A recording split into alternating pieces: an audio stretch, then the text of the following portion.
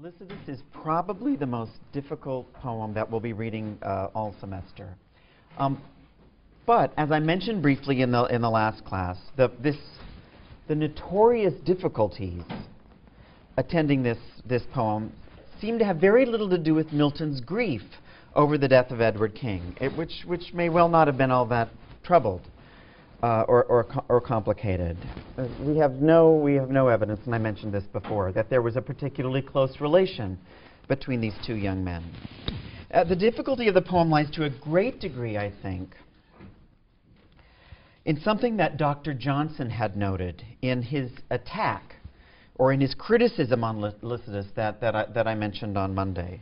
Its difficulty lies in Milton's tendency in this poem to seek out what wonderfully Dr. Johnson calls remote allusions. This is by far the most learned and the most demanding lyric poem that Milton writes. It's a poem deeply invested in the tradition of pastoral poetry from Theocritus and Virgil onward. It's a poem deeply invested, in fact, in the entire Western tradition of poetry in general. And finally, I think it can be said that it's a poem whose deepest investment is actually in Milton's mastery over the entire Western tradition of literature. Milton, and this will be the working assumption that I bring to this, I bring to my reading of this poem. Milton sets out to prove something in Lycidas, and the most important thing that he proves is his control over the learning that he has accumulated. Now, I spoke last time of that familiar sense of hesitation, that apology with which Milton had opened the elegy. So we hear in the 1637 Lycidas those same cries of unripeness and under preparation that we had heard in the 1631 sonnet, "How soon hath time the subtle thief of youth." When Milton opens Lycidas with that phrase, "yet once more," one of the things that he's telling the reader is that yet once more, he'll be making the same argument for unreadiness, the same argument for nervous anticipation that he's made a number of times before. And so as a way of understanding what at this point is really the sheer repetitiveness of this disclaimer, I want to propose a metaphor. I propose that we think of Milton at the opening of Lycidas as being stuck at a particular point in the imagined, the projected or fantasized trajectory of his career. And I'm using the word stuck, of course, because the lady had been stuck so famously and so prominently in Comus. You may remember that I had suggested in the lecture on the Nativity Ode that Milton may have thought of his career as if it were something like a race. And I think here that the particular image of a career as a race still holds, but with a little bit of a difference. What seems so obvious, at least to me here, in reading Lycidas, is that at this point in 1637, that there's a stumbling block or a hurdle that Milton, in his race, simply can't get over. Now, the surest sign of a hurdle is one of those pointed literary allusions that Milton makes in Lycidas. One of those remote allusions that Johnson had complained about. And it's an allusion that has everything to do with Milton's own sense of his unreadiness. And I'm thinking of that, it's wonderful. That strange moment that happens fairly early on in the poem. This is line 76. In the Hughes edition, it's page 122. It's that moment in which Phoebus Apollo makes a sudden and unexpected appearance.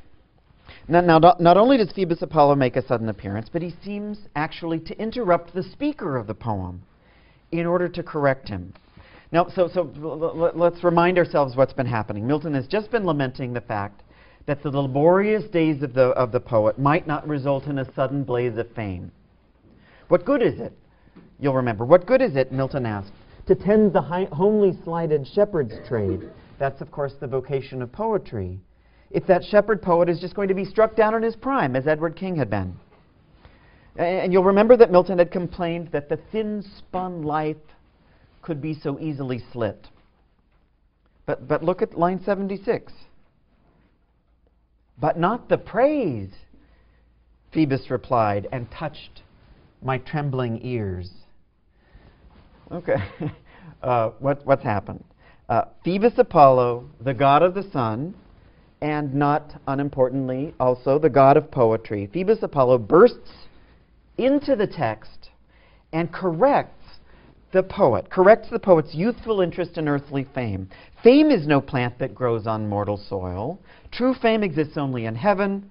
The only reputation that matters is the praise you ultimately receive from God, or all-judging Jove, as he pronounces lastly on each deed. And as in all of these early lyrics, Jove, conventionally throughout the Renaissance, is used as a name within these classical fictions to signify the Christian God. Now, this moment is striking in part because we had no idea, how could we possibly have had an idea, that Phoebus Apollo was actually eavesdropping on the poet's discourse. I think we're taken aback here. We're taken aback by the rude interruption in the otherwise seamless flow of the poet's lament. But this moment is also striking because Milton has lifted this entire scene of this interruption from somewhere else. He has taken it from one of the pastoral poems of Virgil. The image of a poet interrupted and chided by the god of poetry comes straight out of the opening of Virgil's 6th eclogue. And Virgil had written a poem in the 6th eclogue that had touched Milton. And it had touched Milton, I think, because it begins with Virgil's own brooding meditation on the course of his poetic career. Now, we all know what Virgil's poetic career would go on to look like. Virgil would go on to be a great epic poet. But not until after he had written these pastoral eclogues, and then after that, after he had written the Georgic poems, only then does he write, finally, the great epic poem, the Aeneid. Now, in Virgil's early poem, this 6th eclogue, the speaker explains that the writing of pastoral poetry is the stuff that young poets do. Poets begin their careers with easy pastoral poems. But Virgil's speaker says that he's more ambitious now. He's starting to champ at the bit. He's ready to write an epic poem on much more important subjects than shepherds and shepherdesses. He wants to write about kings and wars. And as soon as he has expressed this epic ambition, Virgil explains, as soon as he's expressed this, Phoebus Apollo, the god of poetry, stepped in and chided him. So this is Virgil. When I was fain to sing of kings and battles, the Cynthian god, that's Phoebus Apollo, plucked my ear and warned me. Apollo warns Virgil that a pastoral poet simply shouldn't overstep his bounds. This is the Virgil. He should sing thin, little fine-spun lays, and he should be content feeding his fat sheep. The god told Virgil that he wasn't ready yet for the manly, the adult, the public world, the important world of epic poetry. And so all of this anxiety, and when you think of it, all of this shame, and as well as the shame of ambition, all of this gets packed into this allusion to Virgil that Milton brings to this very disturbing moment in Lycidas. And it's important, I think, that this Virgilian scene with Apollo appears so early in Milton's Lycidas. Milton's Lycidas doesn't end up all soaked in this unhealthy brew of, neurotic brew of anxiety and shame and naked ambition. And I think it's one of our jobs here to figure out why that's the case. This is one way of putting the question. Why doesn't Apollo harass or bother Milton at the end of Lycidas in the same way that he harasses Milton at the poem's beginning? Now, I think you may be rather happy to hear that this is the last time. I'm pretty sure that this is the last time that we will have to discuss, at least at any length, Milton's worries about his unreadiness and his unpreparation. It's safe to say that Lycidas is one of the last poetic works of Milton's that's really consumed with this problem, the problem of fruitless anticipation. And in some ways, I think that that's because the poem Lycidas seems in some ways to solve the problem of Milton's waitings, and this problem that he has of needing to wait. And so one of the things that needs to be explored here is why this poem is the last poem that Milton is not prepared to write. What does Milton do? This is what I see as our project, our interpretive project as we approach this poem. What does Milton do to get himself unstuck from this seat of anxious anticipation? That's the project. So we looked last time at the oddity, the peculiarity of Milton's choice of genre here, the pastoral genre. Milton was the only Cambridge poet to honor Edward King in that memorial anthology by writing a poem in the pastoral mode. And a pastoral, of course, features shepherds and shepherdesses as its most distinguishing characteristic. The word pastoral comes from the Latin pastor, which literally means shepherd. And Milton knew perfectly well how artificial his use of the pastoral mode of poetry would seem, and as well as how out of fashion, how completely outdated it would seem. But one of the motives for his selection of this genre, the pastoral genre, is the tradition, and it's a tradition that goes all the way back to Theocritus and Virgil, that associates shepherds with poets.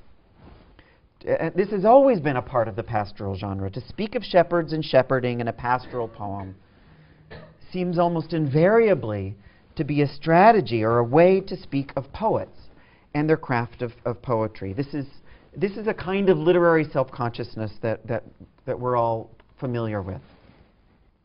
But there's another meaning given to shepherds as well. After the long sway of Theocritus's and Virgil's pastorals, of course, Christianity entered the scene, a new dispensation, and Christianity began to load this pastoral literary tradition with its own set of associations. Shepherds came to represent not only poets, they came to stand for ministers. They came to signify allegorically ministers as well. So priests, ministers, or pastors, we still call them pastors, had long been referred to as shepherds. They are leaders of their flocks. And so it seemed a natural move for early Christian writers to use this existing pastoral form when they wanted to speak on subject of priests or ministers or affairs of the church. So Milton is essentially inheriting both of these traditions, both of these sets of associations with pastoral poetry. And when we consider the particular circumstances that occasioned the poem Lycidas, we can see why Milton, I think, chose this pastoral form. Edward King, the young man, the elegized deceased, was a minor poet on his way to begin his career as a minister. And the figure of the shepherd, the pastor, fuses into one person or into one figurative entity both of these callings, the vocation of the poet and the vocation of the minister. We've looked before at Milton's Reason of Church Government. That's the political treatise written in 1642. And we've seen Milton's account there of how he had attempted to reconcile, on the one hand, his obligation to become a minister and his desire, on the other hand, to become a poet. But I want to back up now because I think it's important to fill in a little bit of the historical context behind that long but important prose treatise. It's not irrelevant to our understanding of Lycidas. The subject of the Reason of Church Government is the hierarchical, Milton's feelings about the hierarchical structure of the Church of England. In the early years of the English Revolution, one of the hottest flashpoints of political contention was the degree of appropriate state involvement in the church. And as with almost all of the issues of contemporary and political struggle in the 17th century, Milton's own views really fall decidedly to the left, to the progressive end of the political spectrum. And so beginning in the late 1630s, when at the moment in which Lycidas is being written, Milton is becoming increasingly radical. We can think of it, I mean, this is an anachronistic term, but increasingly leftist. And he's becoming one of those figures that we can now identify with this label of Puritan.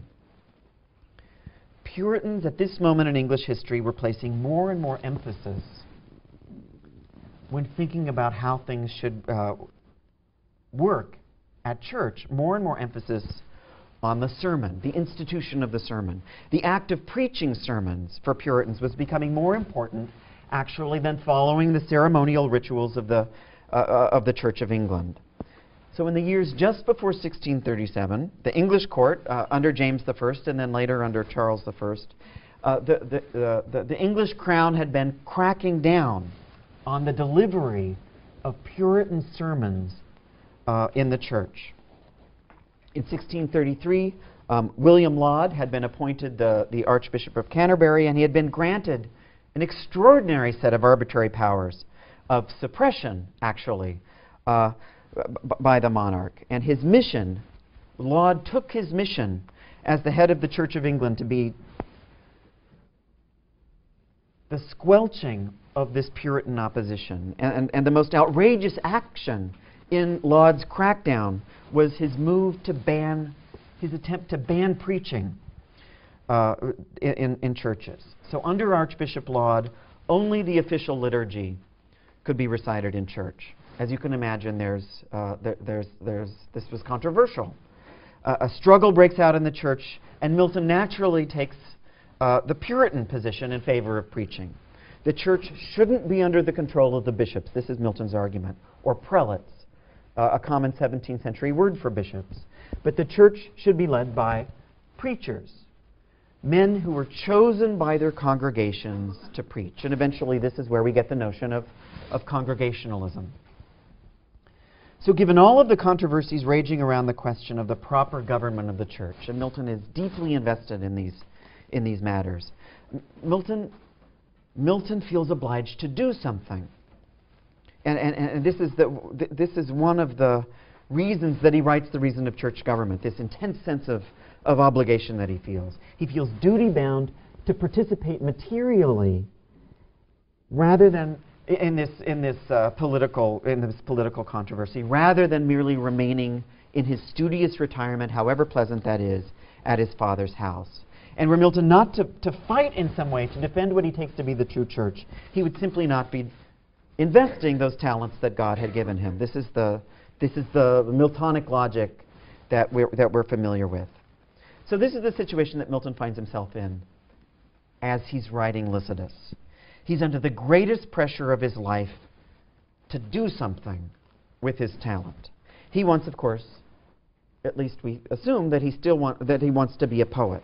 But at the same time, he fears that being a poet means, and this is a fear that literate young men and women have to this very day, to be a poet means in some way not to be acting responsibly or politically. So Milton explains in The Reason of Church Government, he tries to mend this breach. And so he argues in this treatise that poetry has, and I'm quoting him here, poetry has a power beside the office of the pulpit. Milton even claims that poetry is equal to preaching in its ability to move people, to get them to do something, to make things happen in the world. Of course, this is a lot of pressure to put on poetry, and it's especially a lot of pressure to put on a pastoral elegy that's ostensibly about shepherds and sheep.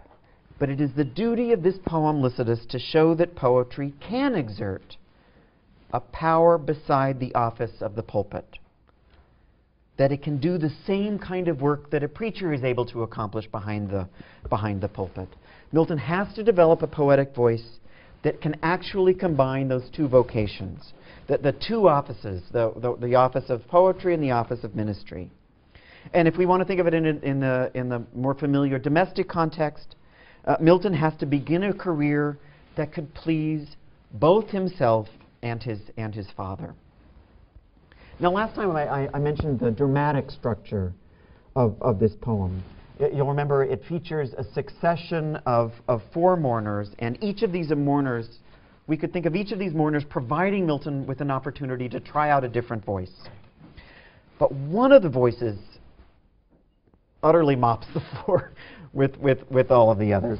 It stands far outside, certainly it stands outside the generally pastoral framework of the poem. The most striking, the most powerful of all of the mourning voices here is that of St. Peter. This is the figure that Milton refers to in line 109 as the pilot of the Galilean lake. Now, what's St. Peter doing in this poem? The very mention of St. Peter naturally violates the classical pastoral fiction of the poem. Up to this point, the Christian God has been referred to as Jove. That's how the poem works. Since it's within the pagan world, the pagan fictional world of the classical pastoral, that this Christian poem is set. But to speak both of Jove and of Christ is obviously in some ways to mix your metaphors, and the effect can only be disorienting. The character of Peter, brought directly out of the New Testament, is really slicing through the poem's fictive veneer.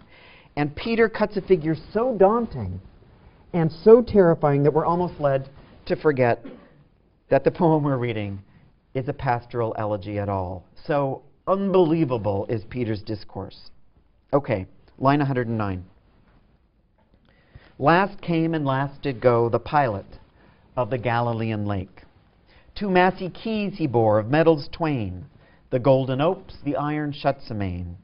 He shook his mitred locks and stern bespake.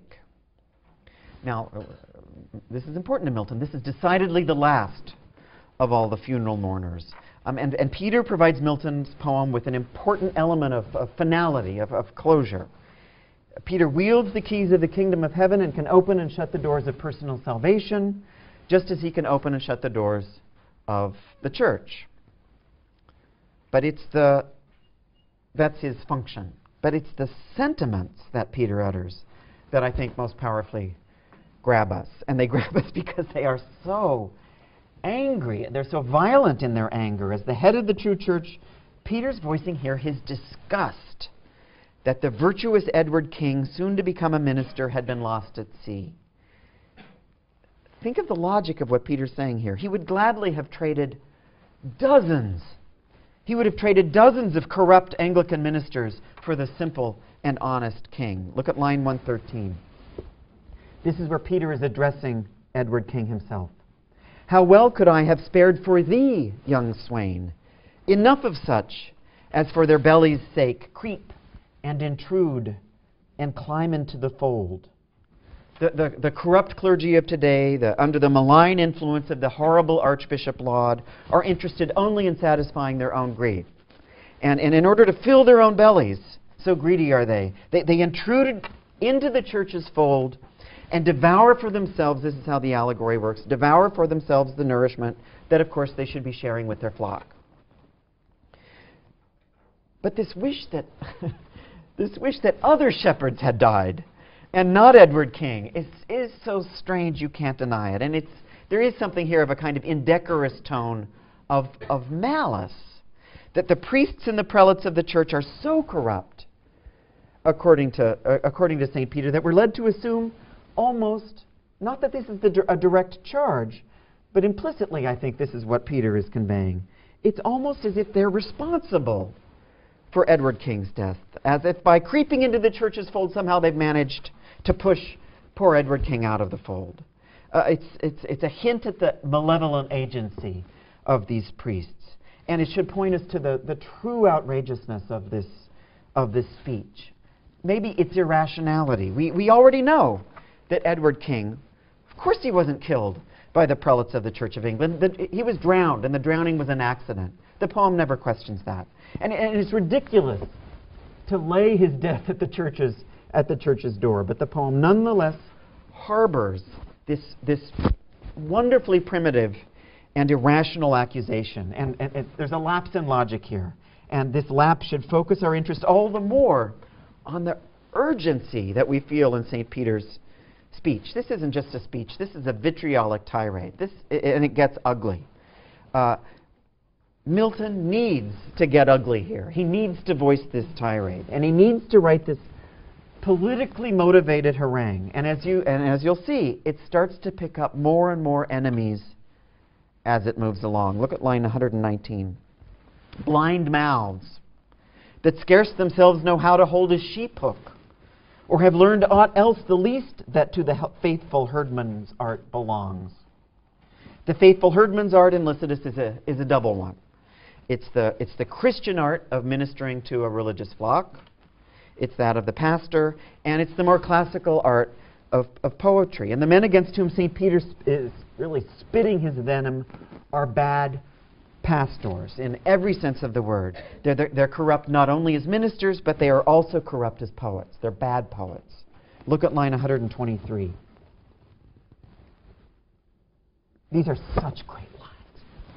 And when they list their lean and flashy songs, grate on their scrannel pipes of wretched straw. I have to read these lines again. And when they list their lean and flashy songs, grate on their scrannel pipes of wretched straw. It seems to be the case that Milton's made this word up, this wonderful word, scrannel. The only, and it seems to mean something like scrawny. At least that's what the OED tells us. And the only example that they can find of the word scrannel is Milton's Lycidas. This last line that I've read seems itself to have been grated on a scrannel pipe. It's such an unpleasant line. And it's always worth asking yourself what a line of poetry that is as aggressively unpleasant as this one is doing in a poem. The sheer cacophony of the clustered consonants in this line sets off, or has the potential to set off, a powerful cluster of feelings. The anger here is directed against the superficial, the flashy liturgies read by the Laudian priests. But I think it's also being directed at the lean and flashy songs that are being written by Milton's poetic contemporaries, his rival poets.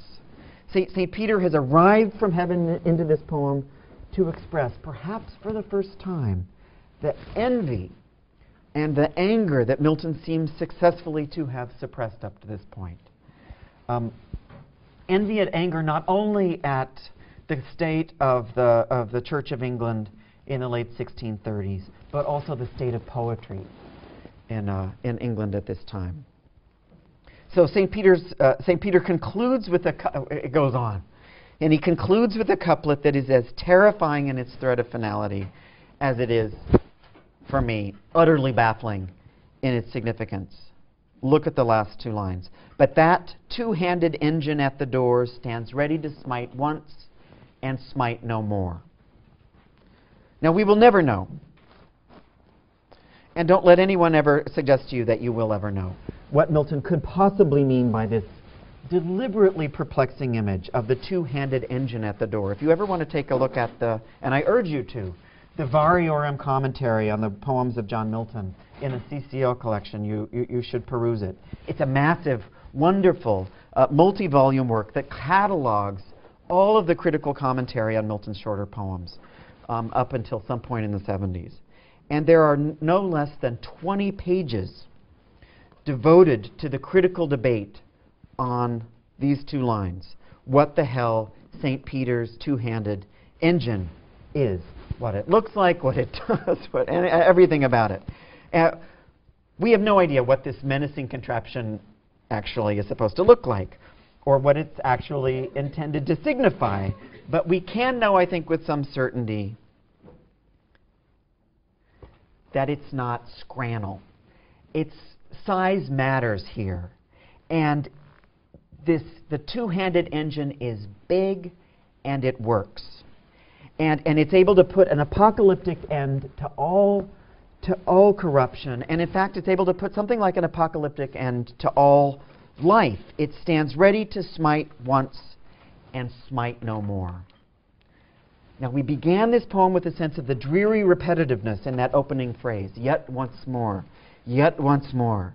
But here, very close to the poem's end, we have a vision of an end to all those fruitless exercises of repetition.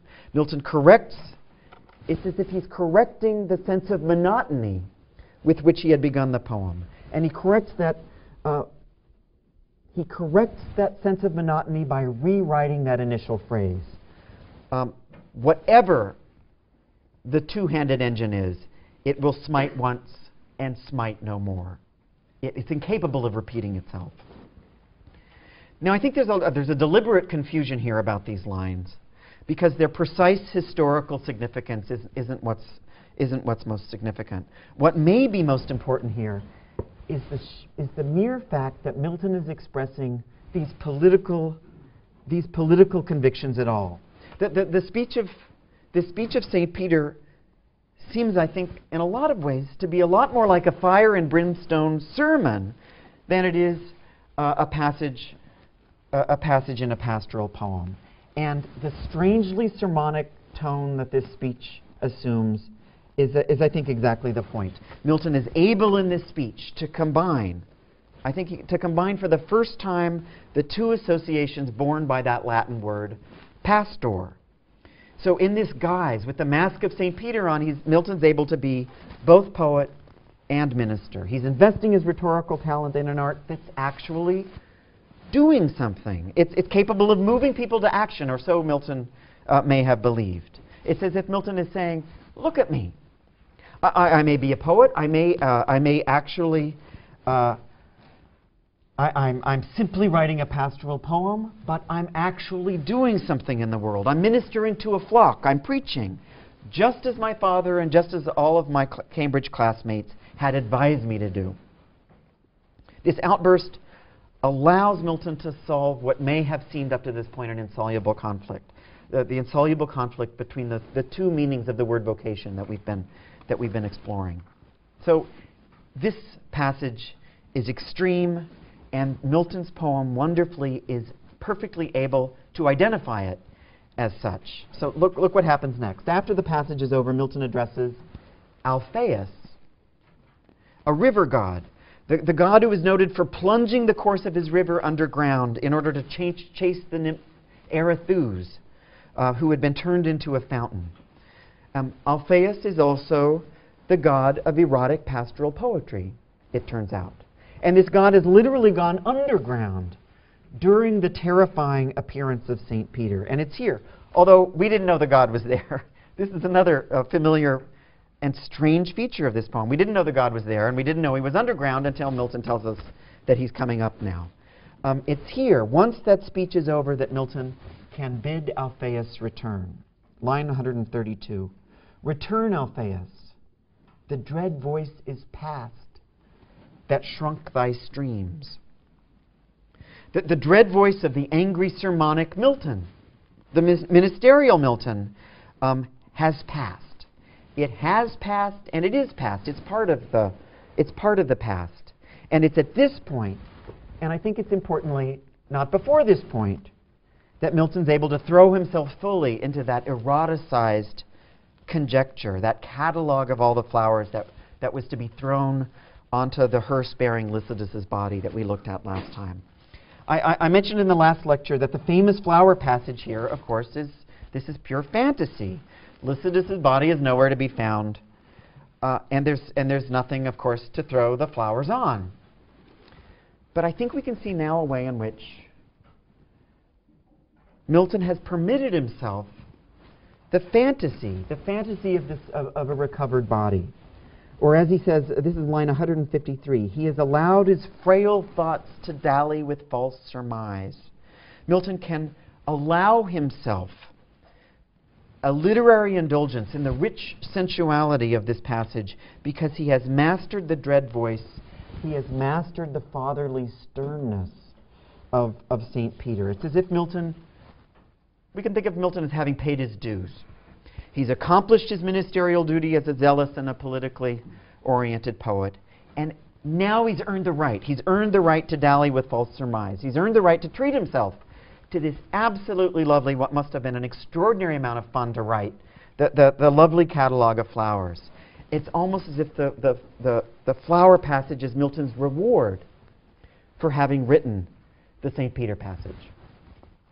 Now I'm trying to suggest that Milton's composition of this poem is actually doing something for him, that it gets him somewhere, that it's functional in a genuine sense. And so it's our obligation now to look at the poem's conclusion. Where does Lycidas leave Milton? Look at line 183. Milton imagines Lycidas in heaven now. It's a Christian poem. And then it imagines Lycidas, a little differently, as the genius loci, the natural classical spirit of the place, the genius loci of the Irish Sea.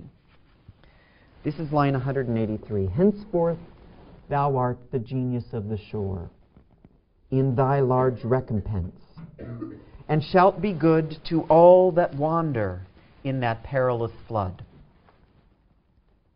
Period. Thus sang the uncouth swain to the oaks and rills, while the still morn went out with sandals gray. He touched the tender stops of various quills, with eager thought warbling his Doric lay. And now the sun had stretched out all the hills, and now was dropped into the western bay. At last he rose, and twitched his mantle blue, tomorrow to fresh woods and pastures new. I want to draw your attention to line 186. This is the line that begins the poem's final verse paragraph, and it has to be one of the most amazing moments in all of English literature. Thus sang, these 5 words, thus sang the uncouth swain. Okay, what are we being told here? This poem, this entire poem, before this point, hasn't been sung by John Milton at all. We naturally thought that it was the poet John Milton who was speaking the first 185 lines of the poem. We naturally assumed that it was Milton himself who was describing his college friendship with Lycidas Edward King.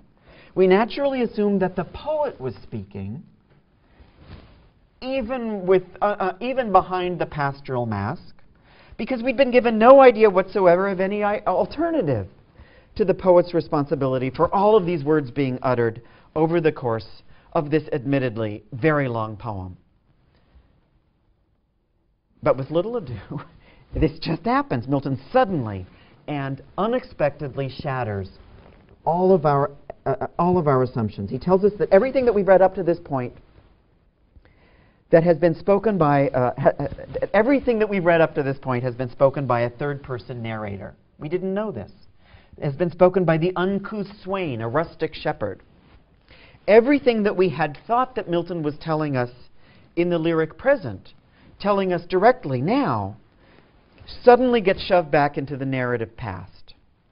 Thus sang the uncouth swain.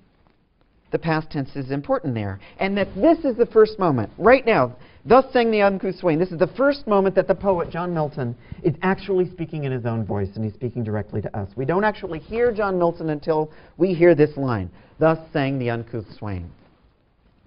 Well, we should be shocked, and I think beyond that, we have every right to feel a little bit betrayed. Because Milton quite simply has, and he's doing this deliberately, he has just violated an important law concerning, we could think of it as the contractual relation that a writer makes with his reader. When there's a speaker of a poem who is not to be confused with the poet himself, there is typically a framing device. And you can easily imagine Milton employing a framing device here. He could have begun Lycidas with this, with something like a description of the uncouth swain. Oh, let me tell you about this uncouth swain. And then he could tell us the mournful lay that the uncouth swain sang. And then he could say, thus sang the uncouth swain. There would be an opening framing device and then, of course, an end frame device. But Milton's framing device in Lycidas only frames the end of the poem. It's asymmetrical. And I think we're fully entitled to ask, why? Why Milton waits for the last 8 lines of his poem to tell us that there's a difference. There's a difference between the poet and the speaker. Why hadn't Milton pressed on this possible distinction earlier? And the answer to the question, I think, gets at the very heart of the meaning of this elegy. And I think the answer may involve the possibility that at the beginning of the poem, there simply wasn't a clear distinction between the poet and the speaker. It's as if the distinction between John Milton and the speaker of Lycidas wasn't really operative. There wasn't an uncouth swain at the beginning. And you'll remember that I mentioned several minutes ago that Milton appears, literary historians I think have rightly seen the Milton who had written Lycidas as a different figure than the poet before having written Lycidas. Milton seems to have accomplished something in writing Lycidas, almost as if he accomplishes it over the course of this very poem. And one of the things that he's accomplished is his ability to see himself as someone who has accomplished something. He's just written this poem, and instead of this continual anticipation of writing something great, Milton's able to look back and find closure in something already written. And at the very end of the poem, the uncouth swain rose and twitched his mantle blue, tomorrow to fresh woods and pastures new. And you get an image of Milton here, twitching his blue mantle, his cape over his shoulder, and dusting his hands and letting us know that that's over. He's finished. He has completed this lyric poem. He's finished with his pastoral. Perhaps even he has completed the youthful phase of his literary career. Now, we began Lycidas with an image of a poet who could only write this poem, this is what we were told, with forced fingers rude. This was an act of compulsion, and the poet had to be forced to press this lyric out of himself. But by the end of the poem, we progressed from the image of forced fingers rude. This is an argument that's been made brilliantly by the critic Peter Sachs, the author of a book called The English Elegy.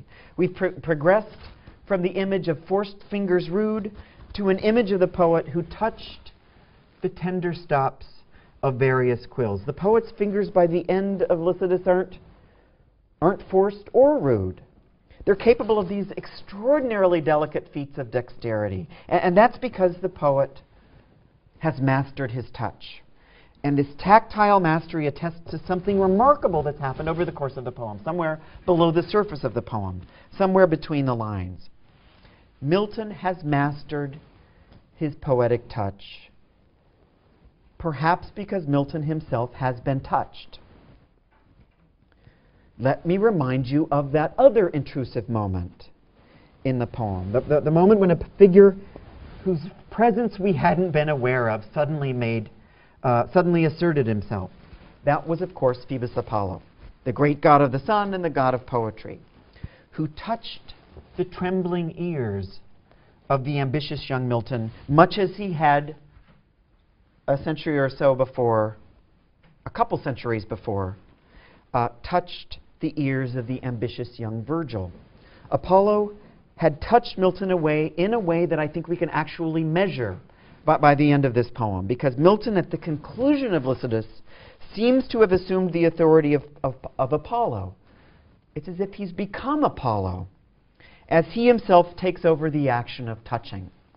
The speaker has internalized the authority of the god of poetry. First, he was touched, and now he touches.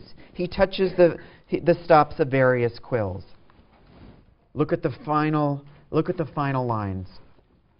And now the sun had stretched out all the hills, and now was dropped into the western bay. At last he rose and touched. No. At last he rose and twitched his mantle blue, tomorrow to fresh woods and pastures new. I'm interested in this temporal clause, and now. Milton shows us he's fully escaped from the repetitiveness of the yet once more beginning. This coda suggests something like a victory over all of those worries of unpreparedness, as the worried rhetoric of not yet there gives way to a much more confident language of present completion, the now. And now the sun had stretched out all the hills, and now was dropped into the western bay. At last he rose. At last he rose. It's at last he rose. At last who rose? Who rose? The sun that was just dropped into the west, or the uncouth swain? This is my question to you. Now, we learn, of course, by the second half of this line that it has to be the uncouth swain who rose and twitched his mantle blue. But for a moment, the he in line 192 seems to be able to refer to either the poet or the sun. Maybe it could refer to either the poet or the sun throughout the entire line, if you think of the mantle blue as being the actual sky that the sun is able to twitch over his shoulder. I don't know. It's at this point of a possible confusion, at least a momentary provisional confusion, that we know that the poet has identified with the sun. He's absorbed the touching authority of Phoebus Apollo, the god of the sun. Why is that important? Milton can no longer be chided, be criticized by Phoebus, because he's become Phoebus. This momentary switch off between the sun and the poet is just one of this poem's many, many substitutions. You saw earlier St. Peter making a related set of substitutions, and it was crazy. Peter was lamenting Edward King's death, and he claimed that he would gladly have spared an entire slew of corrupt Anglican priests. He would gladly have sacrificed them in order to keep the much more virtuous and pure Lycidas. A gruesome proposal. But it's a gruesome proposal that suggests that a primitive desire for a quid pro quo. And it's the same desire for some kind of sacrificial substitution that I think is fueling the poem's ending. The dynamic of the entire poem is one of sacrifice and recompense. Edward King gave his life, and he's recompensed by his new status as the genius of the shore. But John Milton is also recompensed by the weird sacrificial logic that St. Peter has already sketched out for us. You can see a really disturbing way in which Milton has benefited as well. It's as if Lycidas has died so that Milton could live to become a great poet. Lycidas' untimely death seems to enable Milton to master his own fears of untimeliness. Lycidas' death, remember, this is the poem that Milton didn't want to write. He was forced to write it. Lycidas' death allows the uncouth swain to grow up, to move on, and the last 8 lines announce the course of this new poet's life. Announces the fact that this poet's course in life is about to undergo a drastic change. And, in fact, biographically, this is what happens to Milton. Finally, John Milton leaves his father's house. He moves out, and he goes on, and of course he's still being supported quite generously by his father. Nonetheless, he goes on an extended tour through France and Italy. But he manages to discard that youthful, that uncouth affection for chastity that had been such a part of his imagination, and he marries a young woman named Mary Powell. Now, it's still going to be another 25 years before Milton writes the great epic. But Milton will no longer express the same degree of anxiety about under-preparation to write the great epic. And in fact, this is an argument that's been made a number of times, and I think there's a lot of sense to it. The last 8 lines of Lycidas are written in a very specific rhyme form, the Italian scheme of the ottava rima. And it's the ottava rima in which all of the great Italian romance epics by poets, favorite poets of Milton's like Ariosto and Tasso, had been written. The appearance of this semi-epic rhyme scheme here at the end of Milton's poem suggests his readiness. And he's ready only here at the end of Lycidas to embark on the epic project. Okay, quickly. I'm going to ask you to turn to the very beginning of Lycidas, page 120 in the Hughes. So Lycidas was published along, as you know, along with the other poems about Edward King in 1637.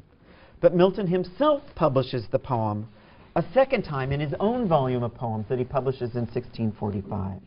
And it's for this second printing that Milton adds the headnote that you see here, that now begins the poem. In this monody, the author bewails a learned friend, unfortunately drowned in his passage from Chester on the Irish seas, 1637. It's interesting that Milton certainly begins this headnote with suggesting directly to us that it's Milton speaking and not a fictional uncouth swain. But that aside, let me continue. On the Irish seas, 1637, and by occasion foretells the ruin of our corrupted clergy then in their height. 8 years after its initial composition, Milton looks back at this elegy, rereads it, and picks out the St. Peter passage on the corrupted clergy as that specific feature of the poem worth singling out and introducing. And of course, in a lot of ways, this is just good marketing. Since the poem's initial appearance, the institution of episcopacy, or church hierarchy, has been seriously eroded. The First English Civil War has already broken out, setting Puritans like Milton against the Royalists and the supporters of the state control of the church, like the king and like the king's dread Archbishop of Canterbury, William Laud. When Milton writes this little headnote in 1645, Archbishop Laud has been executed. He's been sacrificed to the Puritan cause, and Milton reasonably alerts his reader to the timeliness of a lot of the material that would be covered in this poem. But this headnote goes a lot further simply than that, and by occasion foretells the ruin of our corrupted clergy. Milton this is outrageous. He's actually claiming that this poem had been prophetic, that Lycidas foretold the ruin of the clergy. And it's possible that Milton's actually suggesting, I think, that this poem helped bring that ruin about. You know that Milton had been entertaining this fantasy of becoming a great biblical prophet like Isaiah as early as the Nativity Ode. He'd seen himself as a Jeremiah or as an Isaiah. And there were all those early gestures of prophecy. But now he's able to tell us that he has already become prophetic. He throws his high prophetic talents into the construction of the St. Peter speech. And in 1645, historical circumstances being what they were, he was able to look back at this passage and actually claim that it had been a genuinely prophetic utterance. He's made good on all of his promises. Of course, it's a sleazy move for Milton to have made, to claim that he had actually prophesied, let's say, the execution of Archbishop Laud. But Milton will capitalize and exploit any evidence he can possibly find to assure himself that he is on the appropriate path to become the great prophetic poet that he knows he is entitled to become and that he has been chosen to become. Finally, Milton has revised and undone the anticipatory logic of the great career narrative.